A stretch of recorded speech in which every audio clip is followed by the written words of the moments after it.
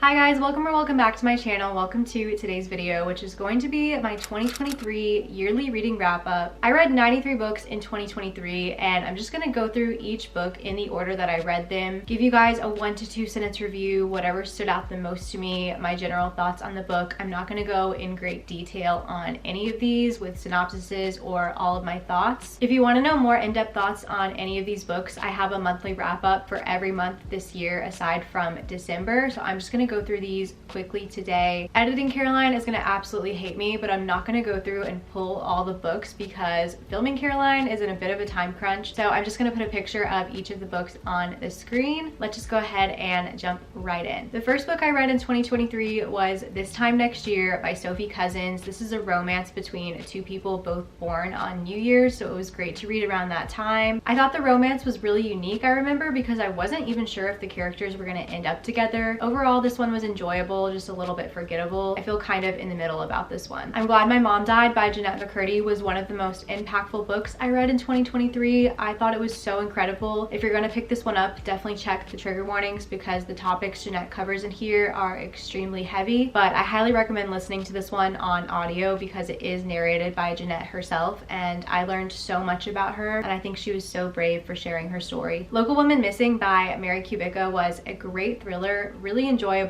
fast-paced, kept me on the edge of my seat. My only critiques of this book are that it had a lot of red herrings that just never really went anywhere. They didn't tie into the ending at all, and then the ending did feel a little bit rushed, but I didn't predict the reveal and I thought it was a really good thriller. The Deal by Elle Kennedy started it all for me in terms of hockey romances. This was one of my favorite books that I read this year. Very cringy, but the character development, the way these two characters care for one another and are there for each other and just support each other through their struggles, I loved reading about, and this book got me into hockey, so I love it. It's a favorite for me. Loath to Love You by Ali Hazelwood. These are 3 STEMinist novellas bound up into one book, and I liked all of them. I thought they were really cute. I think if you like Ali Hazelwood and her books, it's worth reading, but I definitely like her full-length novels better. The Mistake by Elle Kennedy. This is book 2 in the Off-Campus series. I loved continuing on with this series, and I loved our couple, Grace and Logan, in here. I thought this one was really, really good, had a fun storyline. The characters had great chemistry, and this book had great spice. Tomorrow and Tomorrow and Tomorrow by Gabrielle Zevin. I cannot believe that I loved a book about video games so much because I am not a video game person at all, but this really was more of a character story, and I absolutely loved following the characters in this book. Gabrielle Zevin's writing is really what shined in this book. I thought it was so amazing. One of my favorites of the year. The Fine Print by Lauren Asher. This is the start to the Dreamland Billionaire series, which I was so excited about because I hear so many good things. Unfortunately, this was probably my least favorite book that I read in 2023. I just thought the pacing was so off in this one. I did not enjoy the characters. I did not think there was any chemistry between them. It was a lot of tell and not show, and I just didn't enjoy it at all. I will say though, the one redeeming quality about this book is that it has great representation and it had a good ending. Terms and Conditions by Lauren Asher is the second book in the Dreamland Billionaire series, and I definitely think that her writing improved so much and this series got better as it went on. I didn't love this one, but I liked it a whole lot more than the Fine Print. I really liked our female main character in this book, Iris, but I think the tropes in here just weren't really for me, so I didn't connect with this one that much. Darling Venom by Parker S. Huntington. I really enjoyed this book. I remember thinking the writing style was just so unique and the story was unlike anything I'd ever read. Definitely a few weird scenes in there. If you've read it, you'll know what I'm talking about, but overall I liked it. I would recommend it. Definitely check trigger warnings because there are some heavy things in here, but I thought it was a really great story and a really great romance. The No-Show by Beth O'Leary was one of my favorite books I read last year, and it really surprised me. It was slow to start and it took me a bit to get into it, but once it picked up, I think around like the halfway mark, it got so much better, and the reveal had me so shook. I could not believe that I didn't guess it myself. I thought it was so good. The Do-Over by Lynn Painter is a Groundhog's Day time loop kind of story where this girl is reliving Valentine's Day over and over. This one was cute, just very YA, and I wasn't the intended audience, but I liked it overall. Icebreaker by Hannah Grace is a really great hockey romance. I really enjoyed this one. I do wish there was more of a storyline to it because after the initial premise kind of dies off, it's really just the characters kind of going through life together, which I like a character-driven story, but I just wanted a little more plot out of this one. And I remember Nate and Stassi's dynamic not being what I really expected. This isn't a slow burn at all. They kind of get together pretty quickly. Still really really liked this one. So much spice in this one, so keep that in mind before picking this one up. The Final Offer by Lauren Asher is the third and final book in the Dreamland Billionaires trilogy. It was amazing to me how much Lauren Asher's writing improved. This book compared to the fine print, it's like night and day. I really enjoyed this one. I didn't love it. It's not my favorite thing ever. Like, I don't think about it that much, but I really enjoyed it while reading it, and I really liked the characters and the romance. Then I reread The Kind Worth Killing by Peter Swanson, one of my favorite thrillers of all time. It is so dark and twisty and suspenseful. I reread it in anticipation of the sequel, The Kind Worth Saving, coming out. I liked this one, but I didn't love it nearly as much as The Kind Worth Killing, but it did give me closure and answered the questions that I had at the end of The Kind Worth Killing, so I appreciated it for that. Finding 13 by Chloe Walsh is my favorite book that I read this year. So good. I love Johnny and Shannon, and I love their romance. I love how their love story can just endure so many hard things. A very, very slow burn,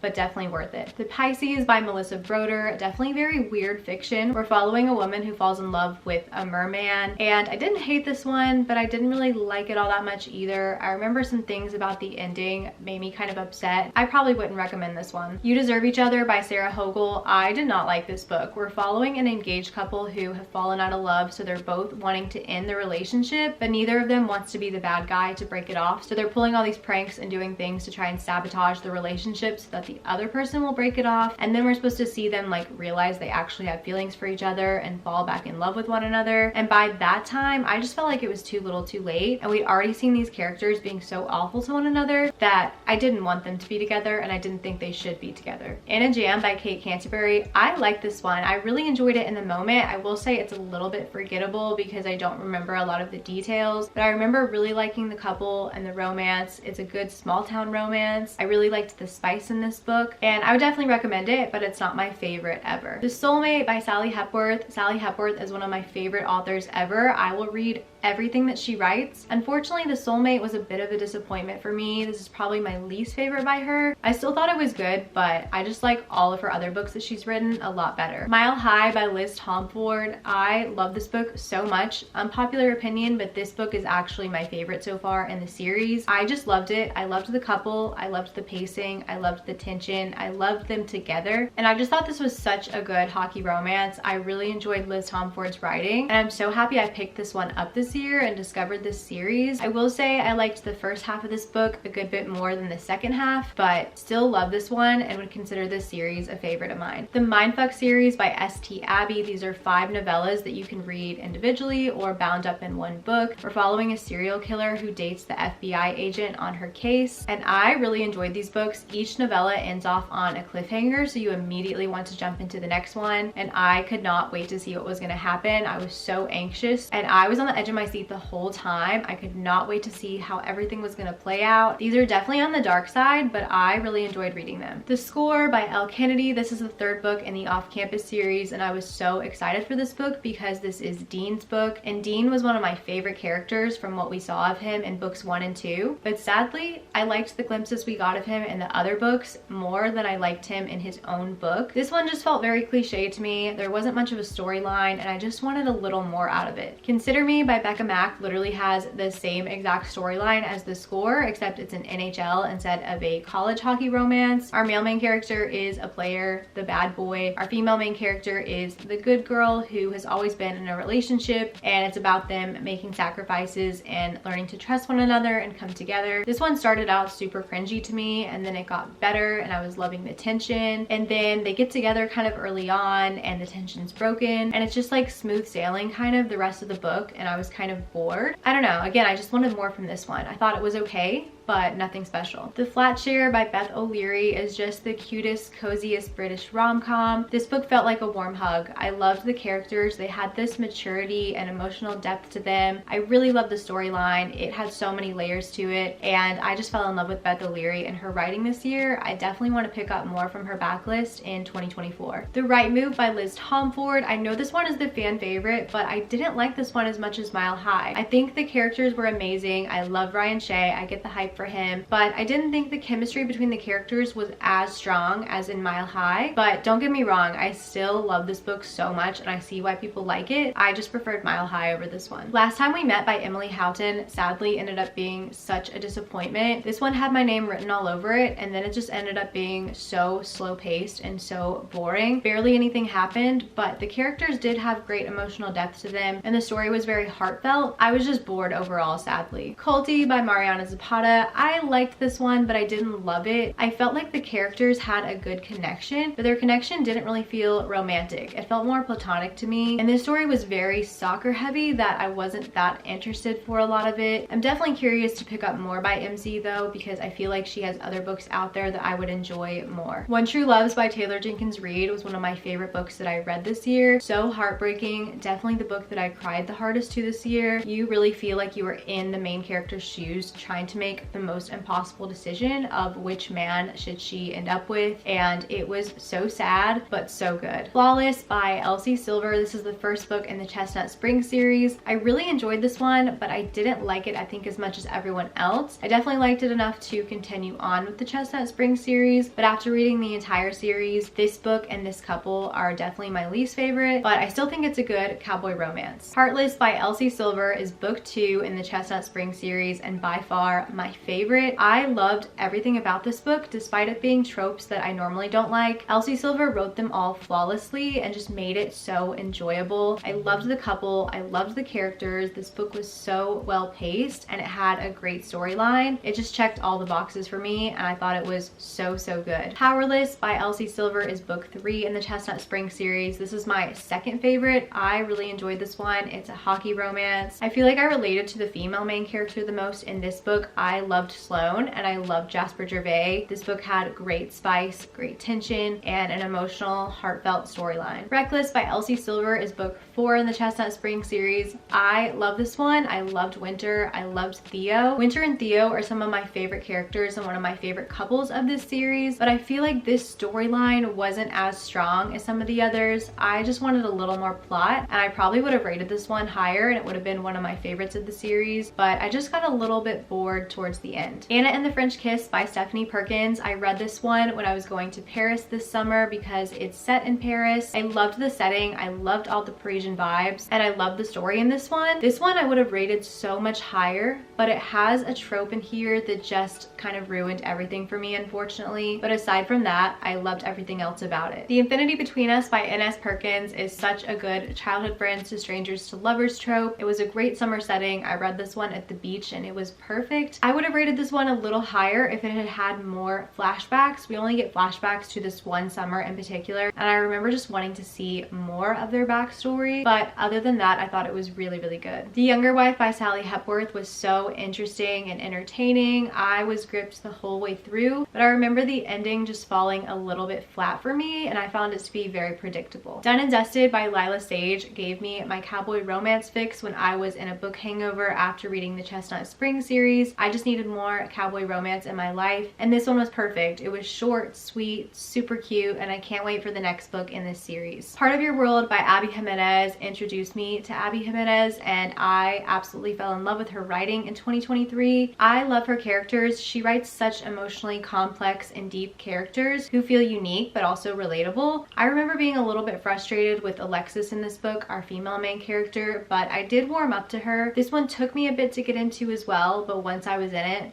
I fell in love with the story. I especially loved Daniel, our male main character in this. He is our golden retriever cinnamon roll boy, and I just adored him. Remarkably Bright Creatures by Shelby Van Pelt is such a great book. It's another one that feels like a warm hug. We get the perspective of an octopus in here, and we get several other people's perspectives, and we're trying to figure out how they all connect with one another, and I loved it. I thought this one was really good. When in Rome by Sarah Adams. I went into this just wanting a cutesy, fun time, a good serotonin boost, and sadly I was so bored and almost DNF'd this book, and it almost put me in a slump. Literally nothing happened in this book, and I felt like the characters had no chemistry, and for a book with the name of the town in the title, the town was giving me nothing. I feel like it needed to be way more fleshed out than it was. 9 Perfect Strangers by Liane Moriarty. The characters in this book were so interesting and I loved following them. I love how they were all so distinct from one another, but once the reveal happens, I feel like the ending just gets very dragged out and it was a little slow for me in some places. 6 Summers to Fall by C.W. Farnsworth. I was convinced to read this one after seeing one TikTok about it because it is childhood friends to strangers to lovers, a hockey romance, and a summery setting. That sounded like my ideal read, but the title of this one is so misleading. It should have been called 1 Week to Fall because that's all we see of the couple. We don't really see any flashbacks or past timelines of the couple at all, so it felt very insta-lovey. Apples Never Fall by Liane Moriarty. I really enjoyed this book. I loved all the perspectives that we got. My favorite thing was how every little detail came together in the end and tied up in a nice little bow and answered every single question I had. I thought this one was so good and enjoyable. I did not guess the reveal at all. It was a little long and a little slow in some places, but other than that, it was very enjoyable. The Golden Couple by Greer Hendricks and Sarah Pekkanen. This one was enjoyable and entertaining in the moment, but very forgettable. I remember the ending felt kind of random and I had a lot of questions that I feel like didn't get answered. Flock by Kate Stewart. This is the first book in the Ravenhood trilogy. Everyone describes this book as you're not going to know what's happening, but you're not supposed to until the end, and I would say that is very accurate. I didn't know what was going to be revealed and I was so shook by the ending. I really enjoyed this one. It had a few tropes I didn't love, but I liked that it had romance and some mystery in there, and overall really enjoyed it. For Every Fear by Peter Swanson. I thought this one was okay. It was dark and suspenseful in some parts, but I do feel like it got repetitive in other parts. Not my favorite from Peter Swanson. I think he has way better thrillers. Love Theoretically by Ali Hazelwood. I've heard a lot of people say this is their favorite by her. This one is actually my least favorite by her. I love everything she writes and I will read everything that she writes. She can keep doing the same women in STEM romances and I will eat them all up. But I remember with this one, I liked the characters individually more than I liked them together. I just wanted a little more chemistry out of the relationship. I also felt like there was just a lot going on with the storyline, but I still liked it overall. Like I said, I will read everything by Ali Hazelwood. She's one of my favorites. The Husband's Secret by Liane Moriarty was so fascinating, so interesting. I did not predict the reveal at all, but I remember not feeling super connected and invested to this one. Something about the way it was written, I never got immersed in the story. I always kind of felt like I was watching from the outside, but would still recommend it and I thought it was enjoyable. The Summer of Broken Rules by K.L. Walther has a great summery setting. I just remember being a little bit iffy about the romance in here. It wasn't my favorite, but for the couple only having known each other 1 week, I feel like the author did a really good job at making this one not feel super insta-lovey. Red, White, and Royal Blue by Casey McQuiston is a romance between the first son of the United States and the Prince of England. This one was slow to start for me and a little bit hard to get into. I remember it being way more politics heavy than I expected and I just wanted a little more romance. I also wish this one was dual POV. Instead, we only get Alex, the first son's POV, and I just would have loved to see what Henry was thinking and feeling, but by the time the ending came around and the couple got together, I really enjoyed it and thought it was super cute. The Bodyguard by Catherine Center. This is one that I don't really get the hype for. I didn't dislike anything about it, but I just thought it was pretty boring, a little bit bland. The characters felt kind of one note and I didn't feel like there was much chemistry there. It was okay. Survive the Night by Riley Sager. This has one of the most unreliable narrators of all time and she was so frustrating. You never really know what to believe, but to me it wasn't in an enjoyable, fun, on the edge of your seat kind of way. It also got very repetitive because the whole thing pretty much takes place in this car over the course of one night. But I do always enjoy Riley Sager's writing and I think all of his books are entertaining. The Push by Ashley Aldrain. This one was so fast-paced and so hard to put down because all the chapters are super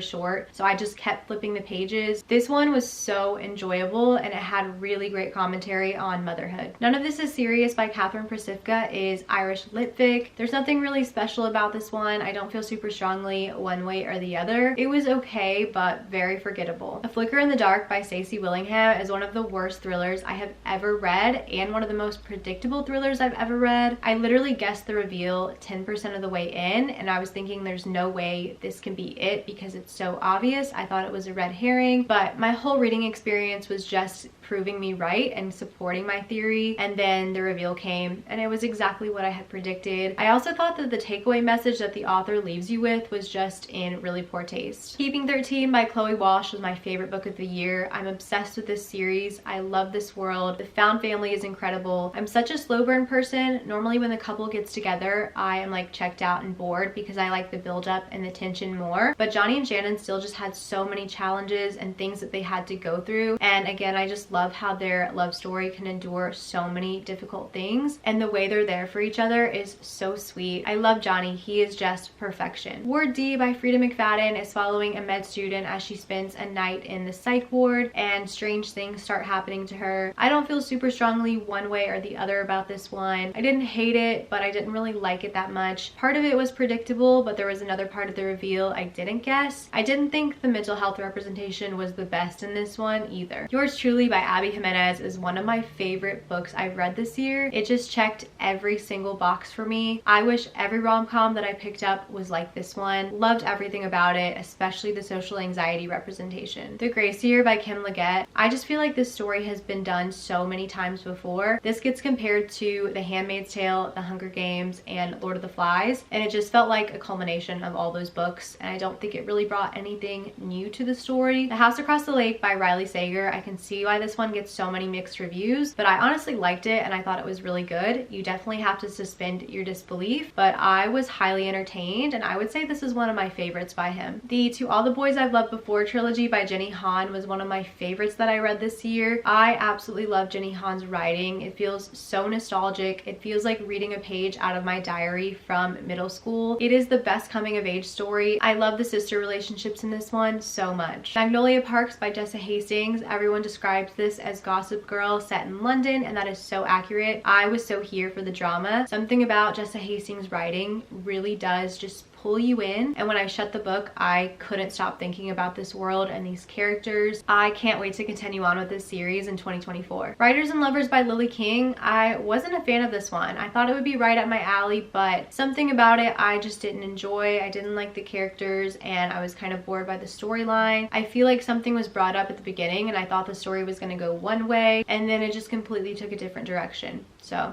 wasn't a fan of this one, unfortunately. Exodus by Kate Stewart is the second book in the Ravenhood trilogy. This book introduced a new character who I was not a fan of for the majority of the book, but then the ending comes and every single question I had got answered so perfectly, and I loved the way everything wrapped up. I'm interested to see where this trilogy is going to end off in book 3, because book 2 really didn't end off on a cliffhanger, and I feel like it answered every question I had. So I'm not sure what direction the storyline is going to take, but I am interested to finish out the trilogy at some point. The Dead Romantics by Ashley Poston was the best way to start off spooky season. I love this book so much. I loved her writing. I loved how this book had everything, but it did it so well. It never felt like too much. The storyline was great. The characters were great. I loved the romance and the magical realism element to this. I enjoyed reading this so much more than I thought I would. Wildfire by Hannah Grace is the follow-up to Icebreaker. I enjoyed this one, but I don't think I liked the couple quite as much as Stassi and Nate in Icebreaker. I also didn't love the summer camp setting as much as the college setting in book 1, but I still really liked this one. I really enjoy Hannah Grace's writing and very excited for Henry's book next summer. One of Us is Dead by Geneva Rose is basically the Real Housewives but with a murder involved. This one was such a fun time. Some of these women are so out of touch that it was just hilarious to follow, and I had such a good time with this one. Wrong Place, Wrong Time by Gillian McAllister got a little bit repetitive because it's a time loop kind of story where our main character keeps going back in time trying to prevent her son from murdering someone, and I remember being a little bit confused throughout, but the reveal definitely made up for it. It answered all of my questions and made everything make sense. Caught Up by Liz Tomford is the third book in the Windy City series, and sadly I was a little bit disappointed by this one. I think it was mostly because the characters in this we don't really get a good introduction to before this book, whereas books 1 and 2 in this series, I feel like the found family element was just a little bit stronger, and I didn't love the storyline or the tropes as much in this one, but I am still really excited to continue on with the rest of this series. Hopeless by Elsie Silver is the final book in the Chestnut Springs series. I really enjoyed enjoyed this one. I didn't really have any expectations going into this book because Bo was never a character I was excited about, but I feel like if I had been highly anticipating his book, I would have been a little let down because I do think people's critiques of where this book was lacking are very valid, but I enjoyed this one overall, and I think it was a good ending to the series. Mexican Gothic by Sylvia Moreno Garcia. I love the 1950s Mexican setting. I loved the gothic vibes of this one, but I do think some of the details got a little bit convoluted along the way in this one. In My Dreams I Hold a Knife by Ashley Winstead was such a good dark academia thriller. I was engaged in this one the whole time. It was very fast paced, very interesting characters. I enjoyed it in the moment, but I do think it's a little bit forgettable. I'm probably not going to think back on it much, but I would recommend it if you're looking to pick up a good fast-paced thriller. If We Were Villains by M.L. Rio is another dark academia thriller with lots of heavy Shakespeare references. I was afraid this one would be confusing, but I didn't find it to be confusing at all. I really enjoyed it. Very dark, very twisty, very suspenseful, very interesting characters, although most of them are very unlikable. I really had a good time with this one. Babel by R.F. Kuang. I was so impressed with R.F. Kuang's writing, and the commentary in here was great, but I just never felt personally that connected and invested in the story. Caraval by Stephanie Garber was such a fun, whimsical experience. I loved going through Caraval. I loved the characters. I loved the romance. I thought this one was going to be a 5-star for me until we got to the ending, and it literally just negated absolutely everything I felt the whole way through. So I'm going to continue on. I'm hoping that the rest of the books in this trilogy kind of resolve the feelings I'm feeling towards the ending. So we'll just have to see where the series goes from here. Fourth Wing by Rebecca Yarros. I gave into the hype with this one, and I totally see why everyone likes it. I don't think I'm as obsessed with this book as everyone else, but I still really love this one. I would consider it a favorite, and I'm now in my fantasy era. Unpopular opinion, I love Iron Flame by Rebecca Yarros so much more than Fourth Wing. This is one of my very favorite books of the year. It almost was my #1 favorite book of the year. I was gripped, I was sucked in, I forgot I was reading. The pages of this book just turned themselves. Every chapter ended on a cliffhanger. I could not put this one down, but my favorite thing was the romance. I love Xaden so much, and I really enjoyed the conflict in here. I thought it made the story so interesting. Guys, I was doing so well, and then I forgot one book, and it's not even because it was forgettable. Frida McFadden really made a comeback for me with Neverlie. This was a great wintry atmospheric setting, the perfect popcorn thriller, and it had a really great plot twist. Love Light Farms by B.K. Borison took me a bit to get into, but once I did, I was obsessed with it. I loved the characters. I loved their romance. Such a great friends to lovers story. I love B.K. Borison's writing so much, and I love how this book sets up future books for all of the side characters. I cannot wait to continue on with this series. 'Tis the Season for Revenge by Morgan Elizabeth is a Legally Blonde coded holiday romance. It had so much promise. I loved the premise of it, but it slowly just became no plot and just smut, but not in a good way. The smut icked me out in this one, and I was not a fan. Snowed In by Catherine Walsh is the second book in her little Fitzpatrick Christmas series. I read Holiday Romance book 1 last year and absolutely adored it. This book was just as amazing. I love the Irish wit in this book. The banter, the humor was so good. The characters were so nuanced and just so multifaceted. I loved them. I loved the chemistry, the storyline, everything about this. If you're gonna read any Christmas romance, make it be this book or Holiday Romance. Baggage Claim by Juliana Smith. This one just felt like another fake dating Christmas romance. I don't think it really brought anything new to the story. It was okay. I don't really have anything bad to say about it other than the fact there was this family drama and the details surrounding it felt so silly to me. I didn't dislike this one, I just didn't love it. A Mistletoe Kiss by Catherine Walsh is a little short 20-page novella that comes in between Holiday Romance and Snowed In. It bridges the gap between the two perfectly. It feels like a little epilogue to Holiday Romance, and it was super cute. Beyond the Wand by Tom Felton is his memoir, and I learned so much about him. I definitely recommend this if you are a Harry Potter fan. The mental health representation was amazing, and I love Tom. Eileen by Ottessa Moshfegh is definitely weird fiction. It's definitely a thriller. I did not predict what was going to happen at all. It's very dark and very melancholic. You feel like you really are like burrowed deep inside Eileen's brain and getting every one of her innermost thoughts, which kind of brought me down at times. It took me a while to get through this, but I did think it was just so well written, and I was really impressed by it and enjoyed it overall. And the last book I read in 2023 is Christmas in Quincy by Devney Perry. This is a little novella that comes before the Eden series, which I'm wanting to read in 2024. So I thought December, Christmas time was the perfect time to read this little intro to the series. And I thought it was a good intro. I enjoyed it overall, but towards the end it just became very cheesy. It also felt very insta-lovey because we're kind of told more about the characters and their relationship more than we're shown, but it made me excited to start the Eden series. And those are all the books that I read in 2023. My camera battery is about to die, so I'm gonna wrap this up quick. Thank you guys so much for watching. Thank you for following me on my reading journey in 2023. Don't forget to give this video a thumbs up if you liked it. Hit the red subscribe button to stick around if you're not already. And I am so excited for more reading and more book videos in 2024. Thank you guys again for watching, and I'll see you so soon in my next video.